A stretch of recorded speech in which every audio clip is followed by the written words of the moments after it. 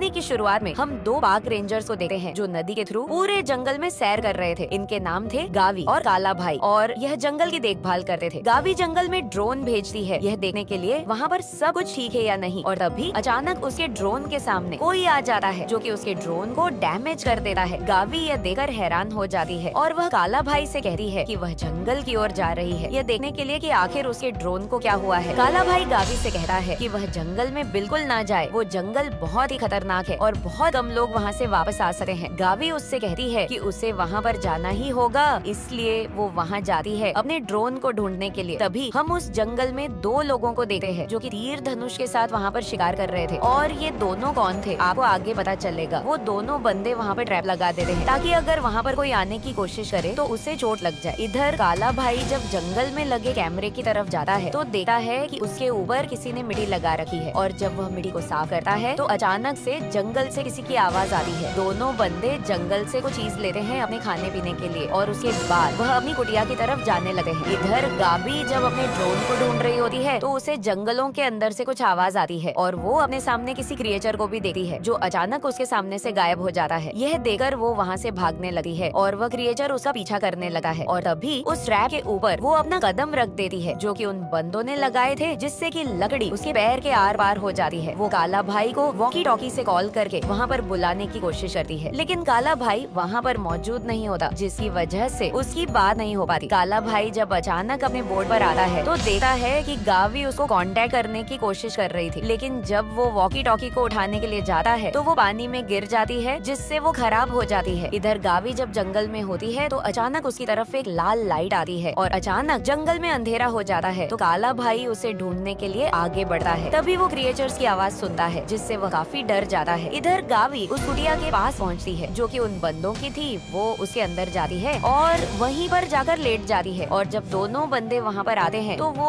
उसे कुछ भी नहीं कहते, वो उसी मरहम पट्टी करते हैं और उसे डिनर भी देते हैं। लेकिन गावी खाना पसंद नहीं करती क्योंकि वह बहुत अजीब था और उसके अंदर जिंदा कीड़े भी मौजूद है। इधर काला भाई जब गावी को ढूंढ रहा होता है तो अचानक एक क्रिएचर उसके सामने आ जाता है जिसका सर मशरूम की तरह था और नीचे से वह इंसान की तरह था। काला भाई उसे देखकर हैरान हो जाता है और छुप जाता है, लेकिन तभी वो क्रिएचर अपने टेंटिकल से उसके कान के अंदर घुस जाता है और उसे बंदी बना लेता है। अगली सुबह वो दोनों बंदे एक पेस्ट बनाते हैं और गाबी के पैर पर लगा देते हैं ताकि उसका पैर पूरी तरह ठीक हो सके। दरअसल ये दोनों बंदे यहाँ पर कई सालों से रह रहे थे और ये दोनों बाप बेटे थे, बर्नेट और स्टीफन। स्टीफन बहुत ही कम बोलता था क्योंकि वह अपने पिता की हमेशा बात माना करता था, जो कि बहुत ज्यादा रिलीजियस था। जब गाबी की आंखें खुलती हैं तो वह अपने हाथ में मशरूम उगा हुआ पाती है, जिससे देखकर वो उसे प्लग कर देती है, जिससे उसे काफी दर्द होता है। जब उसकी नींद खुलती है तो वह देखती है कि वह एक सपना देख रही थी। तभी वो काला भाई को कांटेक्ट करने की कोशिश करती है तो काला भाई उसे रिप्लाई करता है, जिससे वह काफी हैरान हो जाती है कि आखिर वह कहाँ पर होगा। इधर यह दोनों जंगल की ओर जाते हैं शिकार करने के लिए, और हम देखते हैं कि इन्होंने अपने शरीर में कुछ लगा रखा है। यह जंगली सुअर को मारते हैं और उसका खून अपनी दाढ़ी के नीचे लगाते हैं और बर्नेट गॉड से माफी मांगता है उस सुअर को मारने के लिए। इधर गावी जब उस हट में होती है तो उसे फ्लोर काफी खोखला नजर आता है, और जब वो वहाँ से लकड़ी को हटाती है तो उसे वहाँ पर कई सारी चीजें मिलती हैं। इनमें से एक बर्नेट की बीवी की तस्वीर भी थी। जब वो उनके आने की आवाज सुनती है तो वो उसे छुपा देती है। वो बर्नेट से कहती है कि उसने अपने दोस्त की आवाज रेडियो पर सुनी थी, यानी वो जरूर जंगल में ही मौजूद है, तो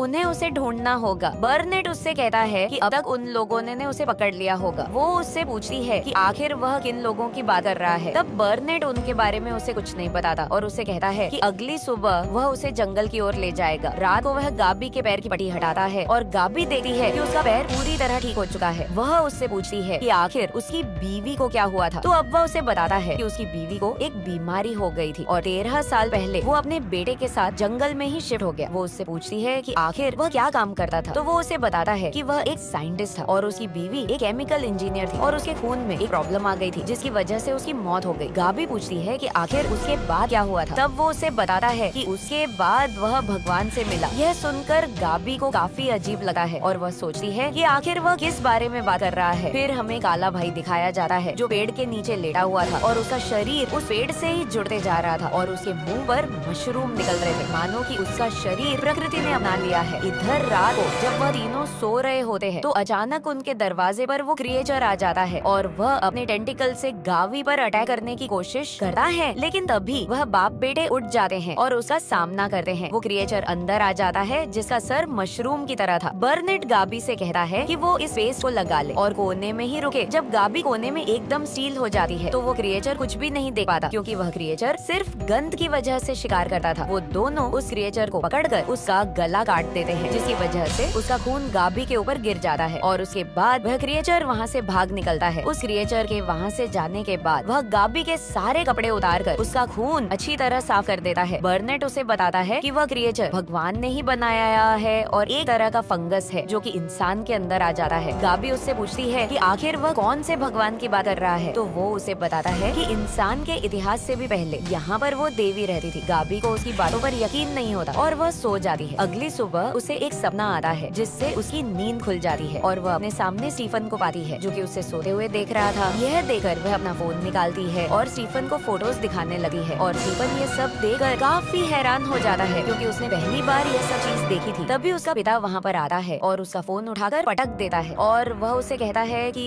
वह उसके बेटे को वहाँ के तौर तरीके बिल्कुल ना सिखाए। उसके बाद वह अपने बेटे को लेकर एक प्राचीन पेड़ के पास जाता है जो काफी विशाल था और उसके अंदर एक गड्ढा भी था। वो उस गड्ढे के अंदर उस क्रिएचर का खून डालता है और उससे माफी मांगता है उसे मारने के लिए, लेकिन तभी अंदर से उसे कुछ आवाज आती है जिससे वह बहुत ज्यादा डर जाता है। बर्नेट उससे कहता है कि ऐसा मुमकिन नहीं हो सका, तो पेड़ उसे 2 मशरूम देता है जिसे वह तोड़कर खाता है और अपने बेटे को भी खिलाता है। इधर गाबी को उसके बेड के नीचे किताब मिलती है जो कि बहुत साल पहले उसने लिखी थी और जब वह उसे पढ़ती है तो उसे वहाँ पर गाया नाम की देवी के बारे में पढ़ने को मिलता है। यह देखकर वो हैरान हो जाती है और तभी वो दोनों वहाँ पर आ जाते हैं और बर्नेट उससे कहता है कि उन्हें अब यहाँ से चलना चाहिए। स्टीफन को उससे काफी लगाव हो गया था, इसलिए वह उसके गले लग जाता है और बर्नेट उसे लेकर नदी की ओर जाने लगा है ताकि वह वहाँ से जा सके। गाबी बर्नेट से पूछती है कि अगर जंगल में सब कुछ ऐसा है तो वह लोग यहाँ पर क्यों रह रहे हैं, तो वो उससे कहता है कि वह इस बात को कभी नहीं समझ सकी। तभी गाबी को वहाँ पर काला भाई की वॉकी टॉकी दिखती है, जिसे देखकर वो काला भाई को जंगल में ढूंढने लगी है और बर्नेट उससे कहता है कि उन्हें यहाँ से चलना चाहिए। जब वह आगे जाती है तो वह पेड़ पर लगे कैमरे का चिप निकाल लेती है ताकि उसे सबूत मिल सके कि आखिर काला भाई के साथ क्या हुआ। उसके बाद जब वह आगे बढ़ती है तो देखती है कि काला भाई के अंदर कई सारे मशरूम उग चुके हैं, जिसे देखकर वह हैरान हो जाती है और वह देखती है कि काला भाई अभी भी जिंदा है। काला भाई उससे कहता है कि प्रकृति ने उसे पूरी तरह अपना लिया है और वह इस क्रिएचर में तब्दील नहीं होना चाहता बल्कि वह मरना चाहता है। तभी बर्नेट उसे तीर देता है जो कि वह अपने मुंह में घुसा लेता है, जिससे उसकी वहीं पर मौत हो जाती है। तभी वहाँ पर कुछ क्रिएचर आ जाते हैं जो कि उनका पीछा करने लगे हैं और वह वापस कुटिया में आ जाते हैं ताकि वह सेफ रह सके। रात को जब गावी सो रही होती है तो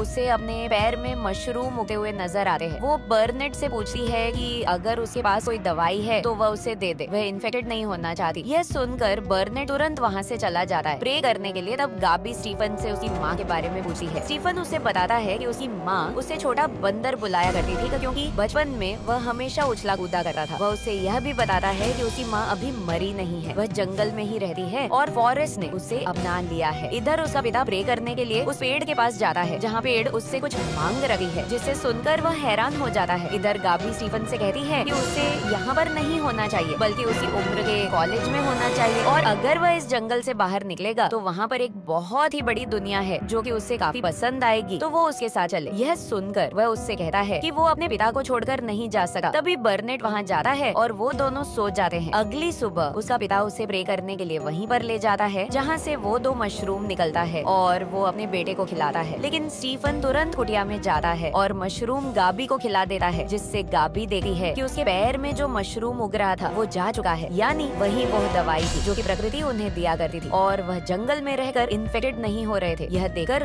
गाबी भी उनके साथ रहने का फैसला करती है और वो उसे अपने तौर तरीके सिखाने लगे हैं। एक दिन स्टीफन गाबी को एक पेड़ के पास ले जाता है और उसे बताता है कि ये पेड़ उसकी माँ है। गाबी उस पेड़ को हिलते हुए देख पाती है, मानो कि उस पेड़ के अंदर जान हो, और वो उसकी टहनी पर रिंग भी देखती है जो कि शायद उसकी रिंग फिंगर थी और उसकी शादी की आखिरी निशानी थी। एक दिन गाबी बर्नेट से पूछती है कि आखिर वह जंगल में क्यों रहता है, तो वह उसे बताता है कि यहाँ पर जो देवी है वह उसे दिल से मानता है और ये कोई साइंस नहीं समझ पाएगा कि आखिर वह देवी क्या चाहती है। गाबी उससे कहती है कि उसने अपने बेटे को यह सोच क्यों दी, तो अब वह उससे कहता है कि यही सच है जिससे हम लोग भाग नहीं सकते। इस पेड़ में इतनी शक्ति है कि आने वाले समय में पूरे वर्ल्ड को ये अपना लेगी और धीरे धीरे करके पूरी मानव जाति खत्म हो जाएगी। उसने अपने बेटे को वही सिखाया है जो कि प्रकृति उन्हें सिखाती है, लेकिन आजकल के इंसान प्रकृति को गंदा कर रहे हैं, जिसकी वजह से प्रकृति हमसे नाराज हो रही है। एक दिन ऐसा आएगा कि प्रकृति हमसे सब चीजों का बदला लेगी। इसीलिए भलाई इसी में है कि वह अपने अर्थ के साथ रहे और जंगल में रहने से बढ़िया कुछ और चीज नहीं है। गाबी उससे कहती है कि वह उस देवी को देखना चाहती है, तो वह दोनों वहाँ पर एक रिचुअल करते हैं। वह गाबी के थिन पर एक पेस्ट लगते हैं और उसकी नाक में पाउडर डाल देते हैं, जिससे वह अपने आप को एक दूसरी दुनिया में पाती है, जहाँ वह उस पेड़ को देखती है जो कि पूरी तरह जीवित थी। गाबी अपने आप को प्रकृति के सामने देखती है और प्रकृति के करीब होने लगती है। वह सब देखने के बाद गाबी की आंखों से खून आने लगा है और इसी के साथ गाबी होश में आ जाती है और यह सब देखकर उसे काफी ज्यादा अजीब लगा है। वो बर्नेट से पूछती है कि आखिर यह सब क्या है। तब बर्नेट उसे बताता है कि यही सच्चाई है, वह जितना प्रकृति के करीब रहेंगे उतना कम वह खून के आंसू रोएंगे। और उसे पता लग गया कि आखिर वह देवी क्या चाहती है। गाबी उससे कहती है कि उन्होंने उसे बताया कि आखिर वह क्या चाहती है। वह स्टीफन की बलि चाहती है। उसका मानना था कि अगर उसने उसके पशु पक्षी मारे हैं तो वह भी अपने बेटे को मारे, यह दिखाने के लिए कि वह प्रकृति के करीब है। अगली सुबह जब वो तीनों बाहर जाते हैं तो गाबी उससे कहती है कि स्टीफन उसके साथ शहर जाएगा, तो वह उससे कहता है कि स्टीफन उसका बेटा है और वह ऐसा कभी नहीं करेगा। वह स्टीफन को अपने साथ ले जाता है और गाबी अकेले ही वहाँ से जाने के लिए निकल जाती है। लेकिन तभी वो उस क्रिएचर की आवाज सुनती है, जिससे वह बहुत डर जाती है और वह फैसला करती है कि वह वापस जाकर स्टीफन की जान बचाएगी। वह देखती है कि स्टीफन को उसका पिता उसी पेड़ के पास ले जा रहा है ताकि वह वहाँ ले जाकर उसकी बलि चढ़ा सके, और गाबी उसकी तीर धनुष लेती है ताकि वो उसके बेटे की जान बचा सके। जब वह अपने बेटे को मारने के लिए जाता है तभी अचानक वहाँ पर अंधेरा हो जाता है और गाबी वहाँ पर आकर उससे कहती है कि वह ऐसा बिल्कुल ना करे। तभी वह पेड़ गाबी को जकड़ लेती है, मानो कि वह चाहती हो कि वह उसकी बलि चढ़ाए, लेकिन गाबी खुद को छुड़ाकर उसके पिता पर हमला कर देती है, जिससे वह जख्मी हो जाता है और वह स्टीफन को लेकर वहाँ से भागने लगती है। वो दोनों भागकर कुटिया में पहुँचते हैं और कुटिया को बंद कर लेते हैं। और अगली सुबह गाबी उठी है तो दोबारा उस किताब को पढ़ने लगी है। इधर बर्नेट इन्फेक्टेड हो जाता है और वह अपने खून की बलि चढ़ाता है और वह गॉडेस उसे मशरूम देती है, जिससे खाकर वह ठीक होने लगता है। उसके बाद हम देखते हैं कि गाबी पूरी तरह इन्फेक्टेड हो गई है क्योंकि उसके पास मेडिसिन नहीं थी। उसके शरीर में मशरूम और पौधे उग जाते हैं, जिससे